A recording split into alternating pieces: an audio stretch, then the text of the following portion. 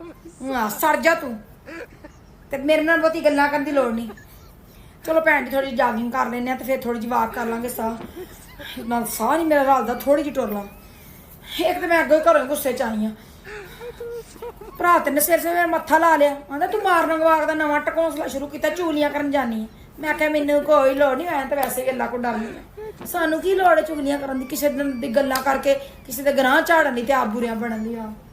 आई रात दी ननान मेरी विचकार ली एड्डी कि छापड़ी च ना 2-3 सूट हुंदे सी, एड्डी कि छापड़ी जो पर उन्हें जाना है ना 8 दिन एडे छापर बैग गड्डी लद के अंदरों अंदर हो रहे केड़े टाइम पूरा दाज माई उदा तैयार कर देंदी जो आंदी उदों ही। हालांकि मैं भी घर च रही, मैनू अखों अख नहीं खबर, कन्नों कन्न नहीं खबर, पता नहीं केटा मेरे वाला झुड्डू भी नाल ही खसम मेरा रलिया हुंदा।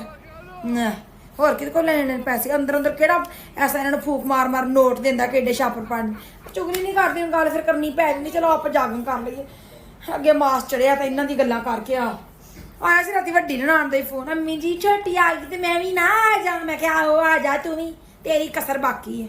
तफा करो की चुगलियां करनियां, आप वाक करिए।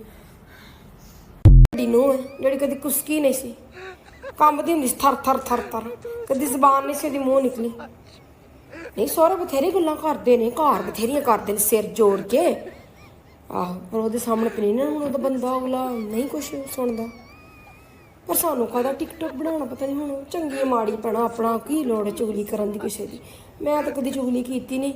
उन्हें सुनिया कि ओहदी वड्डी नूंह जिहड़ी सारेयां तो वड्डी सी ना टिकटॉकां बनांदी है। ते टिकटॉकां ते बथेरी अगली कदी सस्स दे खिलाफ बोलन दी हुंदी, कदी नाना दे, कदी दरानी जठानी ते ना सारे रिश्ते दे बारे च बोलदी है। नहीं कि अपने सौहरिਆਂ ਨੂੰ अगे लाया है।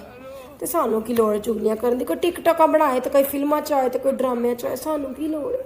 अल्लाह माफ़ करे साडे मूँह ना किसी दी चुगली निकले। रमज़ान दा महीना नाले असीं काले गुनाहगार होइए, ओहदी मर्जी।